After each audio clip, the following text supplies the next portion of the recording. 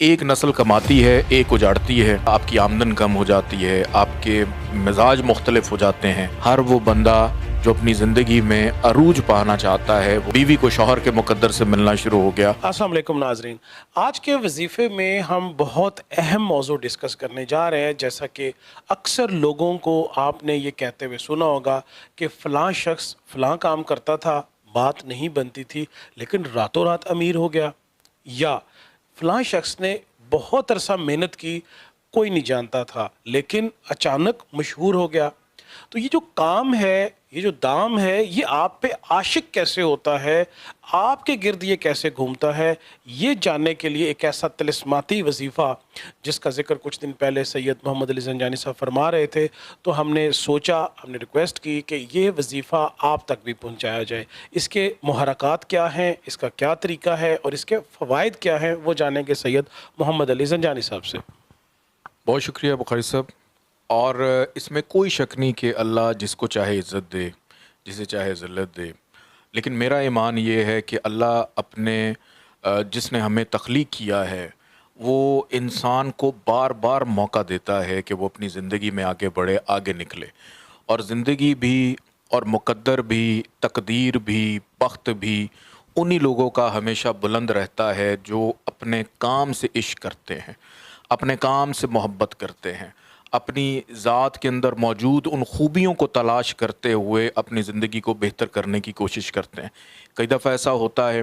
کہ آپ کا ایک اچھا دور چل رہا ہو اور اس میں آپ بہت پیسہ کماتے ہیں، بہت آگے نکلتے ہیں، پھر ایک ایسا دور بھی آ جاتا ہے کہ جس میں آپ تنزلی کا شکار، یا آپ کی آمدن کم ہو جاتی ہے، آپ کے مزاج مختلف ہو جاتے ہیں۔ پھر ایسا ہوتا ہے کہ کسی شخص کے آ جانے سے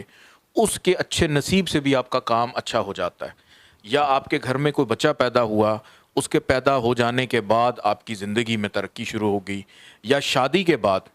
شوہر کو بیوی کے مقدر سے ملنا شروع ہو گیا، بیوی کو شوہر کے مقدر سے ملنا شروع ہو گیا۔ تو اسی طرح بلکہ بزرگوں کی کہاوت بھی ہے کہ ایک نسل کماتی ہے، ایک اجاڑتی ہے، پھر اگلی کماتی ہے اور پھر اسے اگلی اجاڑتی ہے۔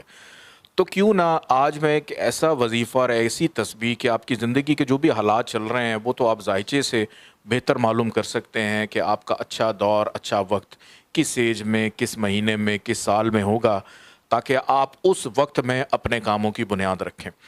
لیکن اب یہ ساری چیزیں اگر آپ کی زندگی میں نہیں، کوئی ایک چیز تو ایسی ہونا جو آپ کے ساتھ منسلک رہے، تو کیوں نہ آج میں آپ کو ایک ایسی تسبیح بتا دوں جو تسبیح عشق ہے، جو تسبیح محبت ہے، جو آپ کی زندگی میں اپنی ذات سے آپ کے اندر موجود جو آپ کا فن اور ہنر ہے، آپ کو جب اس سے عشق ہونے لگے گا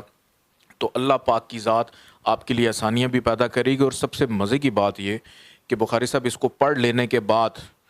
آپ کے جتنے بھی حاسدین ہیں، جتنے بھی منافق لوگ ہیں، یا جو آپ کو آگے نہیں بڑھنے دے رہے، وہ آٹومیٹیکلی سائیڈ پہ ہونا شروع ہو جاتے ہیں۔ اور اس کی بڑی فضیلتیں ہیں اور بہت سارے لوگ اس کے بارے میں جانتے بھی ہیں۔ لیکن اس تسبیح عشق کو آپ نے پڑھنا کیسے؟ کیونکہ ایسٹرالوجی کے اندر ہم جب بھی کوئی چیز دیکھتے ہیں تو ہم علم کا تعلق ہے جوپیٹر سے۔ تو آپ کے گھر میں اگر چنے موجود ہیں کہ 9 دانے آپ لیں چنے کے، اور ہر ایک دانے کے اوپر آپ رات کو عشاء کی نماز کے ساتھ ایک دفعہ اگر آپ اس پہ سورہ کوثر پڑھ لیں،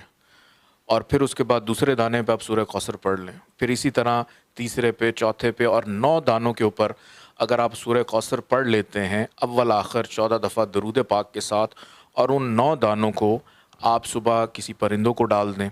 یا آپ کہیں پہ بھی باہر رکھ دیں، اللہ کی مخلوق ہے وہ اس کو کھا لے گی۔ لیکن اس عمل کو اگر آپ 90 روز مسلسل اپنی زندگی کا حصہ بنا لیتے ہیں